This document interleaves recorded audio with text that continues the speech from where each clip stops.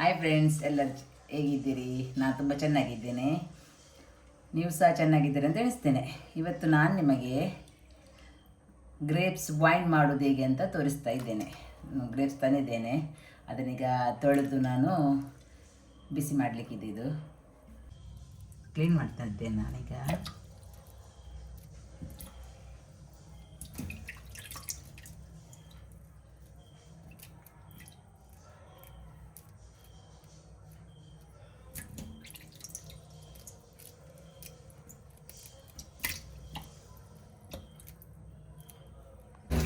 ನಾನೀಗ ತೊಳಿತಾ ಇದ್ದೇನೆ ನೋಡಿ. 2, 3, 4 ನೀರಲ್ಲಿ ತೊಳೆದೆ ನಾನೀಗ.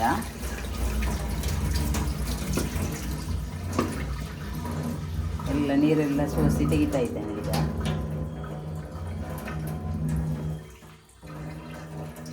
ಇಲ್ಲ, ಇದಕ್ಕೆ ನಾನು 2 kg ನಾನು ಗ್ರೇಪ್ಸ್ ತೆಗೆದುಕೊಂಡಿದ್ದೇನೆ. ಇದಕ್ಕೆ 4 ಲೀಟರ್ ನಾನು ನೀರು ಹಾಕ್ತಾ ಇದ್ದೇನೆ.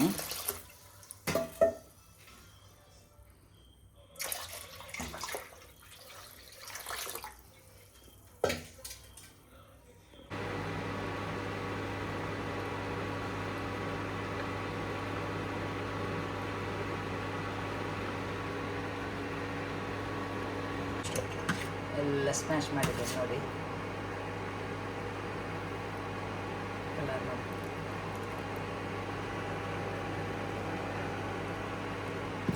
ಇಪ್ಪತ್ತೊಂದು ದಿವಸ ಹೀಗೆ ಕೈ ಹಾಕಿ, ಕೈ ಅಲ್ಲ ಚಮಚ ಸಾಕ್ಬೋದು ನೋಡಿ. ಯಾವಾಗಲೂ ಸ್ಮ್ಯಾಶ್ ಮಾಡ್ತಾನೆ ಇರಬೇಕು.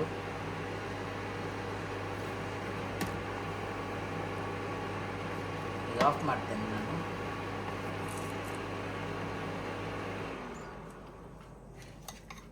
ಮುಚ್ಚಿಡುವುದು, ಸ್ವಲ್ಪ ತಣ್ಣಗೆ ಆಗಲಿ. ಆನಂತರ ಇದಕ್ಕೆ ಬಟ್ಟೆಯಿಂದ ಕಟ್ಟಿ ಇಡಲಿಕ್ಕಿದೆ.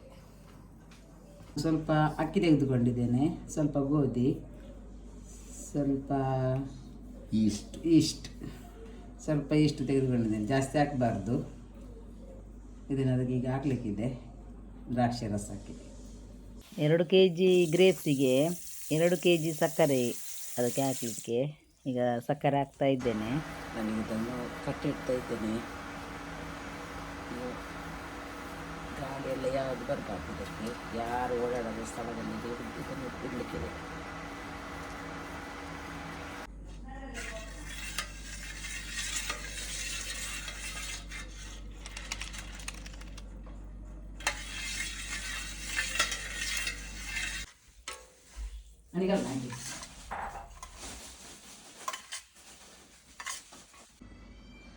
ನೋಡಿ, 21 ದಿವಸ ಆಯಿತು ಇವತ್ತು. ನೋಡಿ, ನಾವು ಓಪನ್ ಮಾಡ್ತಾ ಇದ್ದೇವೆ ಈಗ.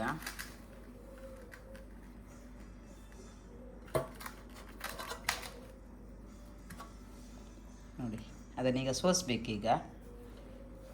ಸೋಸುವ ಮುಂಚೆ ಒಂದು ಮಿಕ್ಸ್ ಮಾಡಬೇಕು. ಈಗ ಫಸ್ಟ್ ಸ್ವಲ್ಪ ಮಿಕ್ಸ್ ಮಾಡ್ತೇನೆ ಈಗ ಫಸ್ಟಿಗೆ.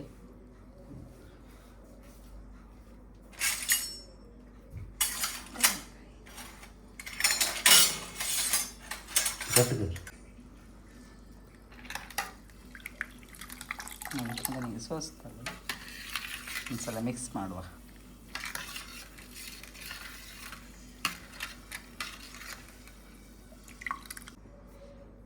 ಈಗ ಸೋಸೋದು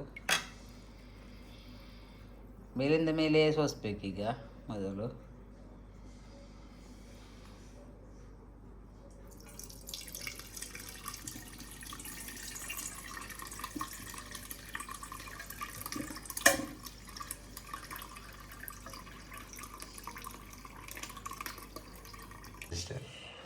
ಫೈನಲಿ ನಮ್ಮದು ವೈನ್ ರೆಡಿಯಾಗಿದೆ ನೋಡಿ.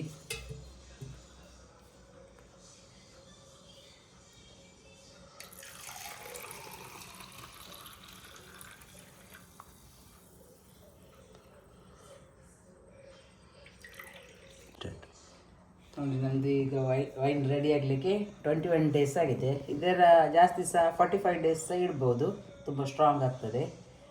ಓಕೆ ಫ್ರೆಂಡ್ಸ್, ನೀವು ಸಹ ಮನೆಯಲ್ಲಿ ಟ್ರೈ ಮಾಡಿ ಹೇಗಾಗಿದೆ ಅಂತ ನನಗೆ ಕಮೆಂಟ್ಸ್ ಬಾಕ್ಸಲ್ಲಿ ತಿಳಿಸಿ. ಓಕೆ, ನನ್ನ ವಿಡಿಯೋ ಇಷ್ಟ ಆದರೆ ಲೈಕ್ ಮಾಡಿ, ಶೇರ್ ಮಾಡಿ, ಸಬ್ಸ್ಕ್ರೈಬ್ ಮಾಡಿ. ಓಕೆ ಬಾಯ್ ಬಾಯ್.